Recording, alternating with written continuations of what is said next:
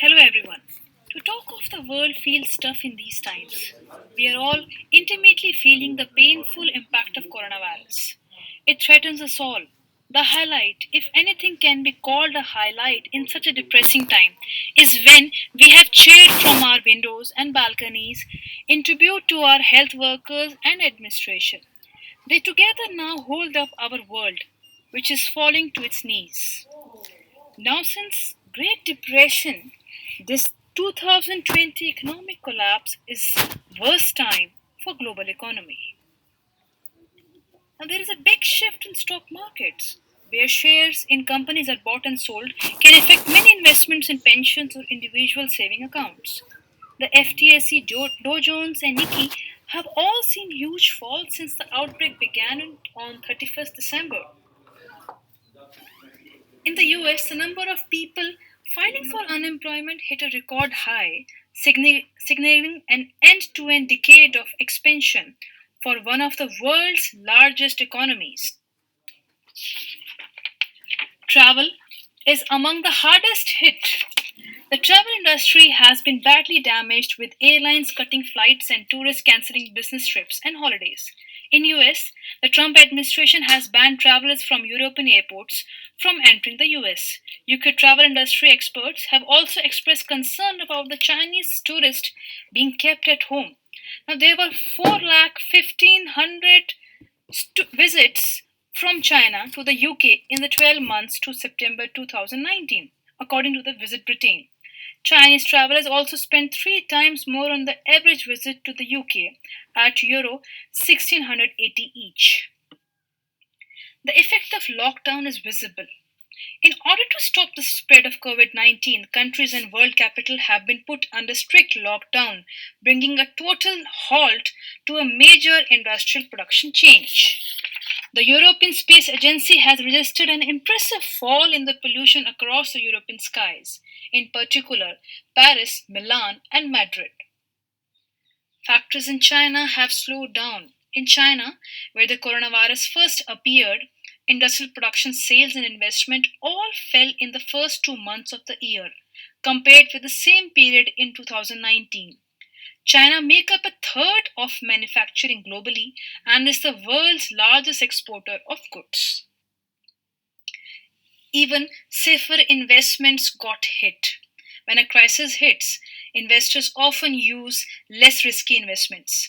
Gold is traditionally considered a safer haven for investment in times of uncertainty. But even the price of gold tumbled briefly in March as investors are fearful about a global recession.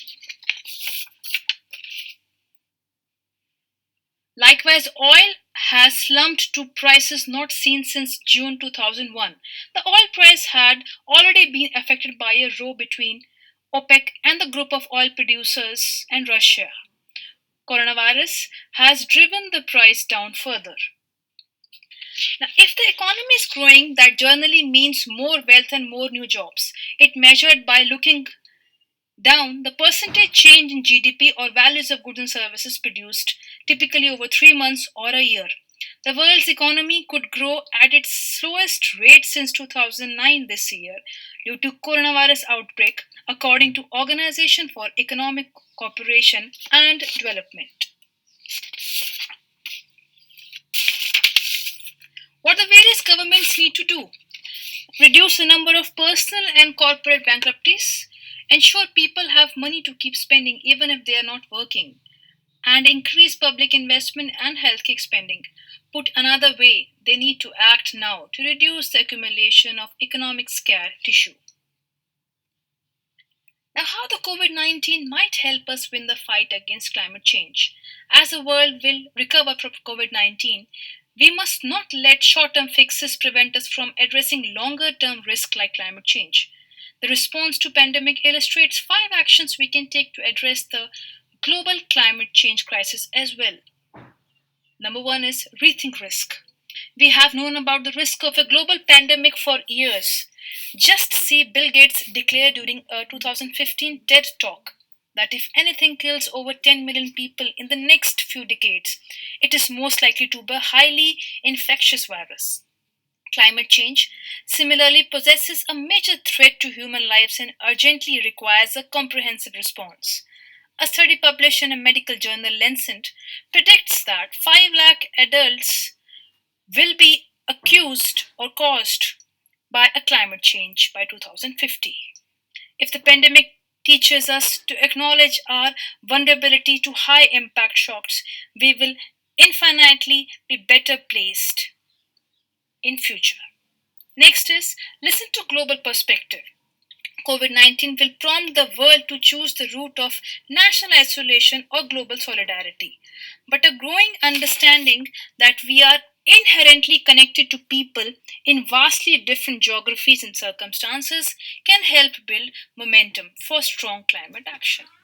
Make people top priority. Now, many individuals are rearranging their lives to practice social distancing, offering elderly neighbors help with their chores, volunteering in health facilities. Now, businesses are redirecting their production lines to provide medical and hygiene supplies, supporting their employees, offering free access to online platforms. Government is committing trillions to help those affected by this virus. All this shows that large scale response to a global crisis is possible. Next way is trust experts.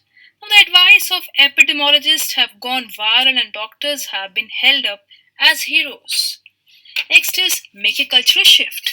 Many aspects of the COVID 19 response are similar to the type of changes we need as part of a comprehensive climate change response. For example, neither the surge in cycling and expansion of bike lanes in Bogota as citizens avoid public transport, nor the coronavirus work from home experiment have required any new technology, but instead have relied on new thinking. Thank you.